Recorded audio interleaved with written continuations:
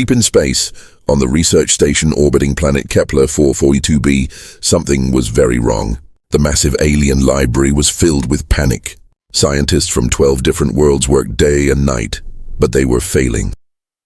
Dr. Zethkar, a tall blue alien with 4 arms, stared at the glowing symbols on his screen. His species had solved quantum physics when most worlds were still using fire. But these simple marks on ancient stone tablets made no sense at all. Still nothing? Asked Dr. Vexara, walking over with her tentacles carrying 6 different scanning devices.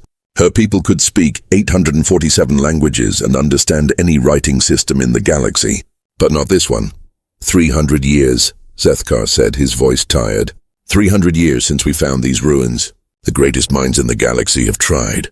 Computer systems that can translate any language ever discovered. And still, nothing. The symbols seemed to mock them. They were carved into everything down on the planet below. Ancient buildings that stretched for miles. Weapons that looked more advanced than anything the Galactic Council had ever seen. Star maps showing routes to worlds that nobody had discovered yet. And most disturbing of all, blueprints for technology that seemed impossible. Sir, a young researcher named Clixoth ran over, his 6 legs clicking on the metal floor. The energy readings from the planet. They're changing again. Zethkar felt his 4 hearts skip a beat. This was bad news. Very bad news. The ruins weren't just old buildings. They were connected to something deep underground. A massive structure that went down for miles. For centuries it had been quiet. Dead. But 6 months ago, energy readings started appearing. Something was waking up down there. Show me, Zethkar ordered. The main screen lit up with data from the planet's surface. The underground structure was glowing brighter. Energy levels were climbing slowly but steadily. Whatever was down there, it was powering up. Our best guess is still the same, Vexara said quietly. It's some kind of weapon system, built by whoever created this language. And if our calculations are right, she didn't need to finish. Everyone knew. If the energy levels kept climbing at this rate, the weapon would be fully charged in less than 2 months. They had no idea what it would do when that happened. Destroy the planet? The solar system? Maybe more? The Council is getting desperate, Zethkar admitted. They're talking about evacuating this entire sector of space. Billions of people relocating to avoid whatever this thing is, but evacuation would mean admitting defeat. The greatest civilizations in the galaxy running away from symbols they couldn't read. The tablets mocked them from every wall. Strange marks that looked almost familiar but meant nothing. Lines and curves that seemed to follow some pattern, but what pattern? The writing appeared on weapons, on control panels, on what looked like instruction manuals. Whoever wrote this had left detailed guides for everything. If only someone could understand them. Computer, run analysis program 847291, Vexara ordered. Analysis complete. The computer responded in its calm voice. Language structure unknown. Symbol patterns unknown. Cultural origin unknown. Probability of successful translation 0.03%. The same answer they'd been getting for decades. Dr. Zethkar walked to the viewing window and looked down at the planet below. Somewhere in those ruins was the key to saving billions of lives. The answer was right there, carved in stone, waiting to be understood, but it might as well be on the other side of the universe. Sir? Clixoth spoke up nervously. There's something else. Long-range sensors picked up a human transport ship. It's requesting permission to dock. Zethkar barely looked up. Humans, what do they want? The ship's manifest says they're carrying retired military personnel. Veterans from the human Titan Wars. One of them has family working in our junior research department. Fine. Give them standard visitor clearance. Zethkar waved dismissively. Humans were a newer species in galactic society. They'd only joined the Council 50 years ago. Brave in battle, yes, but not known for their scientific achievements. They certainly couldn't help with a mystery that had stumped the galaxy's greatest minds for 3 centuries.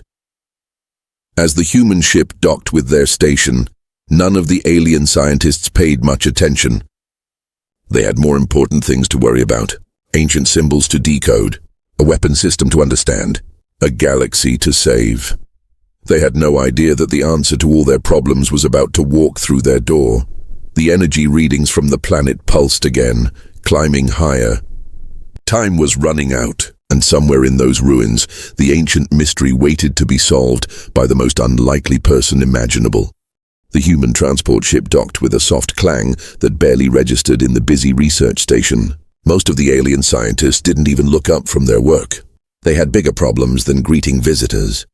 Marcus Kane stepped off the ship, stretching his back after the long journey. He was in his 60s now, gray hair and tired eyes showing his age.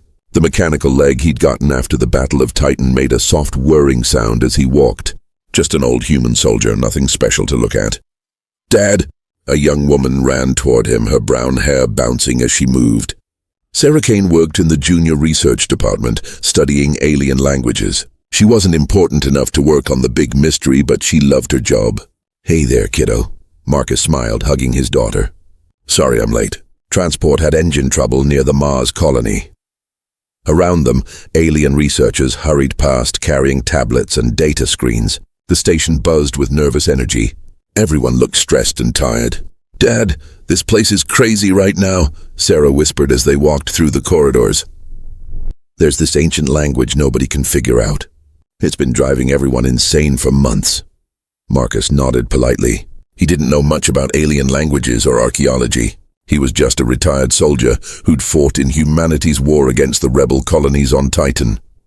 His expertise was in tactics, weapons, and keeping people alive in combat. Not much use for studying ancient symbols. The senior researchers work 18-hour shifts, Sarah continued. Dr. Zethkar hasn't slept in 3 days. They think the symbols are connected to some kind of weapon system that's powering up. They walked past the main research lab. Through the glass windows, Marcus could see dozens of alien scientists staring at screens full of strange symbols. The symbols glowed with a soft blue light, covering every display in the room. Marcus stopped walking. "Those symbols," he said quietly. Sarah didn't hear him. She kept talking about her work, about how frustrated everyone was, about how the greatest minds in the galaxy couldn't solve this puzzle. But Marcus wasn't listening anymore. He was staring at the symbols on the screens. His old soldier's eyes moved quickly, scanning the patterns, the lines and curves, the way they were arranged. "Sarah," he interrupted, "can we go inside? I want to see those symbols up close." "Dad, that's restricted. Only senior researchers are allowed in the main lab." "Please, just for a minute." Sarah sighed. Her father had that look in his eyes. The same look he used to get when he was planning something during his military days. She used her access card to open the door. The lab fell quiet as the humans entered. Alien scientists looked up from their work, annoyed at the interruption. Dr. Zethkar's 4 arms crossed in irritation. "Excuse me," he said in his deep voice. "This area is for authorized personnel only." "Sorry," Sarah said quickly. "My father just wanted to see the symbols. He'll only be a moment." Marcus walked slowly toward the main display screen. The ancient symbols glowed brighter as he got closer. His eyes moved across them left to right, then down, like he was reading. The aliens watched him with growing confusion. What was this old human doing? The symbols made no sense to anyone. Marcus studied the display for exactly 10 seconds. Then he chuckled. The sound shocked everyone in the room. Dr. Zethkar's 4 hearts nearly stopped. "Chuckling at the greatest mystery in galactic history? You know," Marcus said casually, "these aren't that old." Complete silence filled the lab. Every alien stared at the human veteran in disbelief. "I'm sorry, what did you say?" Dr. Vexara asked, her tentacles frozen in mid-air. Marcus pointed at the symbols. "These writings. You said they're ancient, right? Thousands of years old?" "Yes," Zethkar replied slowly. "Our dating methods confirm they're at least 4,000 years old." Marcus nodded thoughtfully. "Well, your dating methods are right about the age. But you're wrong about one thing. These symbols aren't from some lost alien civilization." He turned to face the room full of confused scientists. "This is human writing." The lab erupted in shocked voices. "Impossible. Humans had only been in space for 50 years. 4,000 years ago, they were still using primitive tools on their home planet." Marcus held up his hand for quiet. "I know how it sounds, but look at the structure, the way information is organized. This isn't religious text or poetry. This is military documentation." He pointed to different sections of the display. "See how these symbols repeat in patterns? That's standard military formatting. Status reports, tactical assessments, equipment manuals. I've seen this style 1,000 times. Dr. Zethkar stepped closer. You're saying you can read this? Some of it, yeah. It's like battlefield shorthand, the kind of quick writing soldiers use when they need to document something fast. Marcus squinted at the symbols. This section here, it's talking about defensive positions, and this part is describing patrol routes.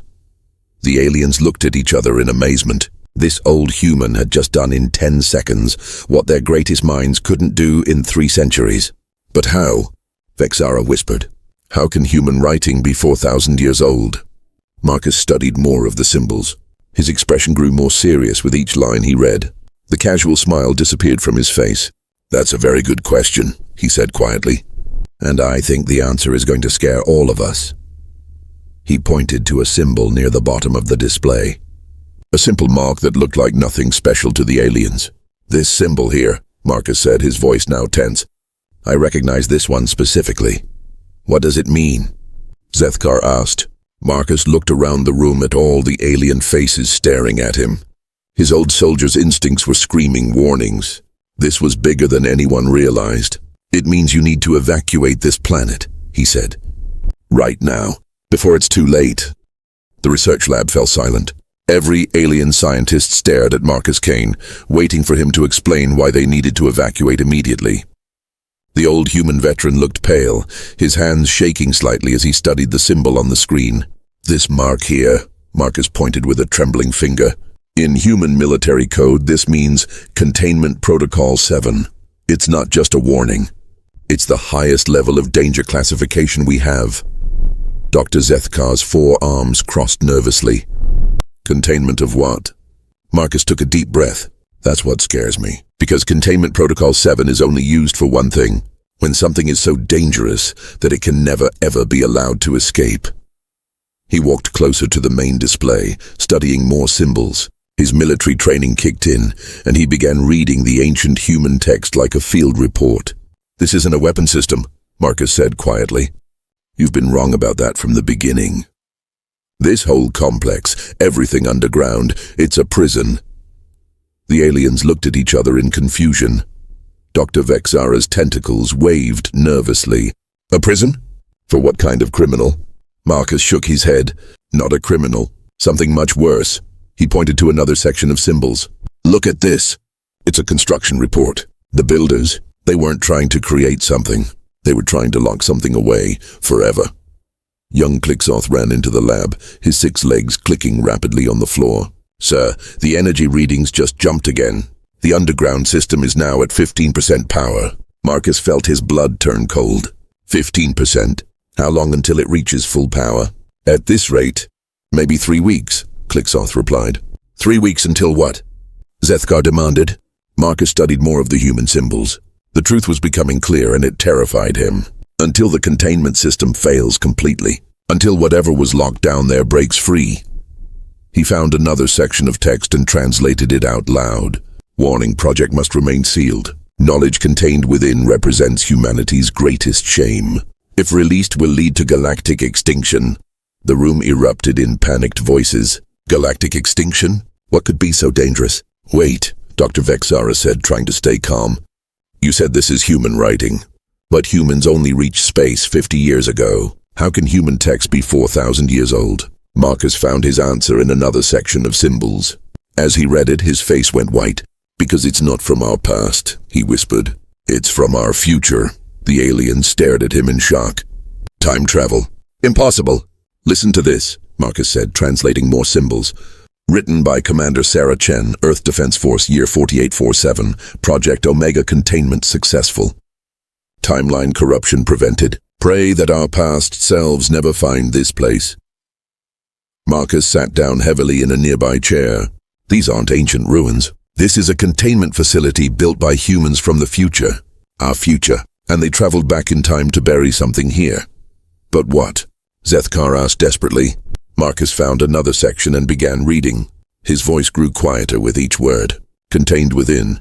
Complete tactical database of Operation Dark Star.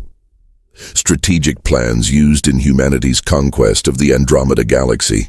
Psychological warfare techniques that enslaved 47 species. Total military knowledge from humanity's darkest timeline. The lab fell deadly silent. Everyone understood now. The containment wasn't holding a monster or a weapon. It was holding information, knowledge of how humans could become the galaxy's greatest threat.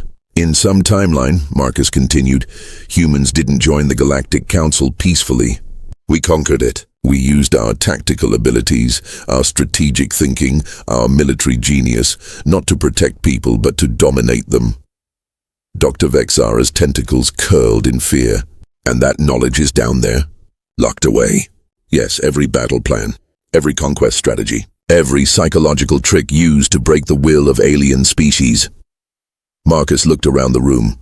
The future humans who built this place, they were trying to prevent that dark timeline from happening. They buried the knowledge where no one would find it. But we did find it, Zethkar realized. Worse than that, Marcus said grimly. We've been studying it. Every scan you've done, every attempt to understand the symbols, you've been slowly weakening the containment system. Clicksoth checked his scanner again. Sir, energy levels just hit 20%. Marcus stood up quickly. It's not just failing. It's broadcasting. That energy you've been detecting. It's a transmission signal. The tactical database is trying to send itself somewhere. Send itself where? Vexara asked. Marcus felt sick as he realized the truth. To every human military base in the galaxy. To every Earth Defense Force ship. To every human commander and tactical officer. The implications hit everyone at once. If that dark knowledge reached human military forces, some of them might be tempted to use it. Humanity's peaceful integration into galactic society could end overnight. We have to stop it, Zethkar said. Marcus studied the containment specifications on the screen. There might be a way, but it's dangerous. Someone would have to interface directly with the system, connect their mind to the containment computer to manually shut down the broadcast. Then let's do it, Dr. Vexara said. Marcus shook his head. You don't understand. The system was designed by humans, for humans. Only a human mind can interface with it. And whoever does it, they'll be exposed to all that dark knowledge, every conquest plan, every technique for enslaving worlds. It could corrupt them completely. The room fell quiet as everyone realized what Marcus was saying. To save the galaxy from humanity's dark potential, a human would have to risk becoming exactly what they were trying to prevent. Alarms suddenly started blaring throughout the station. Red lights flashed as automated systems detected the rising energy levels from the planet below. Containment integrity at 25% and falling, the computer announced. Estimated complete failure in 18 days. Marcus looked at his daughter Sarah, then at all the alien scientists who had trusted him with their greatest mystery. He thought about all the peaceful worlds in the galaxy, all the species living in harmony, all the lives that would be destroyed if humanity's darkest knowledge was unleashed. I'll do it, he said quietly. I'll interface with the system. Dad, no. Sarah grabbed his arm. You said it could corrupt your mind. Marcus smiled sadly. I'm an old soldier, kiddo. I've seen the worst of what humans can do in war. Maybe that experience will help me resist the corruption. He looked at the alien scientists. But I'm going to need your help.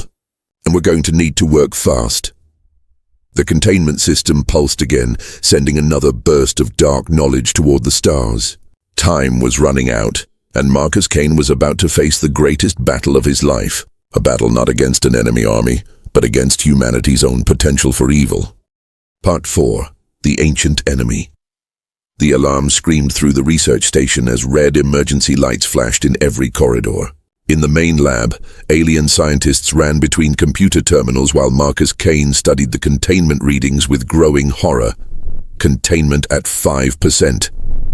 Clicksoth shouted over the noise. Complete failure in less than 6 hours. Dr. Zethkar's forearms moved frantically across his control panel. All ships in the sector are preparing to evacuate, but there's not enough time to get everyone out. Marcus watched the energy readings spike higher and higher. After 3 centuries of slow decay, the containment system was collapsing fast. Too fast. It's accelerating, he said grimly. Something down there knows we're trying to understand it. It's pushing harder to break free. Suddenly, every screen in the lab exploded with light. The containment system shuddered and cracked, and then with a sound like breaking glass, it failed completely. But what emerged wasn't a monster or a weapon. It was information. A massive data stream erupted from the planet below, shooting into space like a digital hurricane. Pure information, compressed and encoded, spreading outward at the speed of light. What is it? Dr. Vexara asked, her tentacles trembling as she tried to analyze the data flow. Marcus studied the readings, his military experience helping him understand what the aliens couldn't. It's a transmission, a broadcast. Everything that was locked away down there, it's sending itself across the galaxy. Sending itself where? Zethkar demanded. Marcus felt sick as he realized the truth.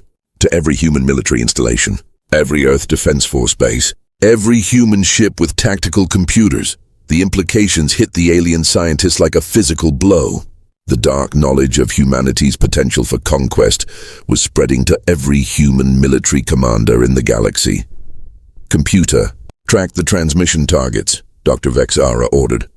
Transmission detected at Earth Defense Force headquarters, the computer reported. Mars Colonial Guard receiving data. Titan base acknowledging signal. Human fleet commanders throughout the galaxy are downloading tactical database. Marcus watched the star map light up as the dark knowledge spread. Base after base, ship after ship, human military forces across hundreds of worlds were receiving the complete strategic plans for galactic conquest. How long before they start acting on this information? Zethkar asked quietly. Marcus thought about human military psychology, about the commanders he'd served with. Some were honorable people who would reject the dark knowledge, but others, some will ignore it, he said honestly. But some won't. Humans are competitive by nature. When you show us how to win, how to dominate, some of us find that very tempting.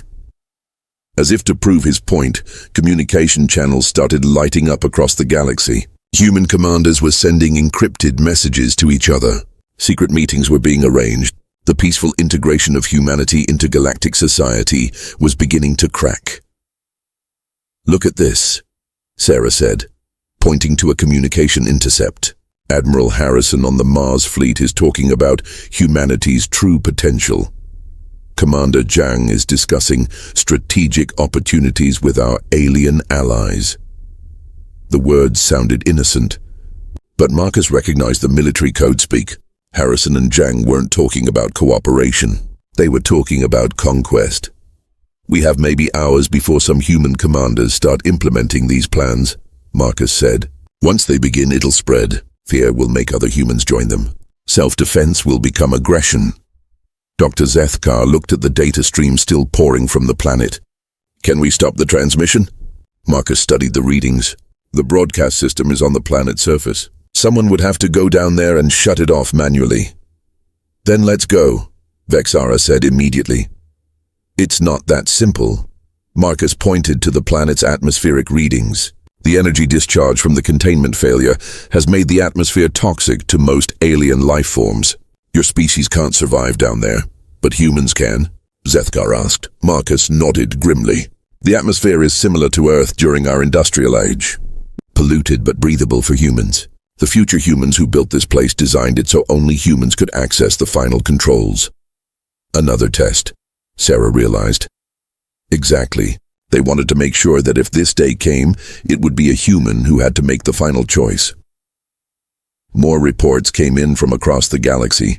Human military units were beginning to move into strategic positions near alien worlds. Nothing openly aggressive yet, but the positioning was clear to anyone with tactical knowledge. Marcus, Dr. Zethkar said urgently, you have to go down there. You're the only one who can stop this. Marcus looked at the planet readings. The surface was crawling with energy discharges from the failed containment system. Radiation levels that would be dangerous even for humans. Atmospheric storms that could tear apart a shuttle.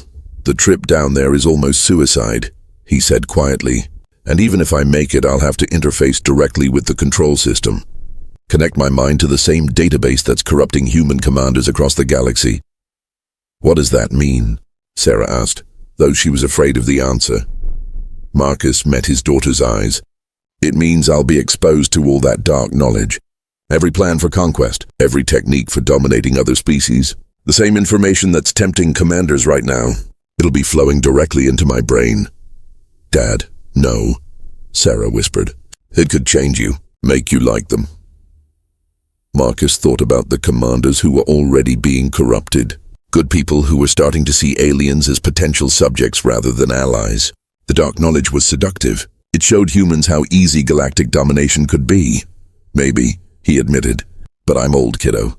I've seen enough war to know the difference between winning and being right. Maybe that experience will help me resist. He looked around the lab at all the alien scientists who had become his friends. People who had trusted him with their greatest mystery, who had shown him respect and kindness. Besides, he added with a sad smile, someone has to try. If I don't stop this broadcast, we're going to have a galactic war. And no matter who wins, everyone loses. Communication reports kept coming in. More human commanders were being corrupted by the dark knowledge. Secret alliances were forming. Weapons were being prepared. The shuttle is ready, Clicksoth reported. But the atmospheric storms are getting worse. The window for landing is closing fast. Marcus walked toward the shuttle bay, his mechanical leg clicking on the metal floor. Sarah ran after him. Dad, what if the knowledge corrupts you? What if you come back? Different. Marcus stopped and hugged his daughter. Then you'll have to stop me. You and your alien friends. Promise me that. If I come back as someone who wants to conquer the galaxy, don't let me. I promise, Sarah whispered, tears streaming down her face. As Marcus boarded the shuttle, alarms began blaring again.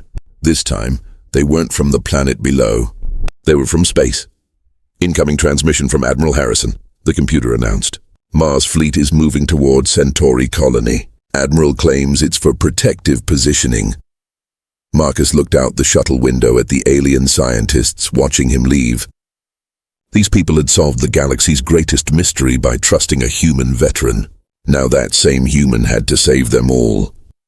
The shuttle launched toward the storm-covered planet below. As it descended through the toxic atmosphere, Marcus thought about the choice ahead of him: stop the broadcast and resist the corruption, or fail, and watch humanity become the galaxy's greatest nightmare. Either way, the next few hours would determine the future of every intelligent species in the galaxy, and it all depended on one old soldier's ability to choose hope over power. Marcus Kane stood in front of the interface chamber, his hand steady despite knowing what he was about to face. The alien scientists had worked for hours to prepare the connection. Now came the hardest part.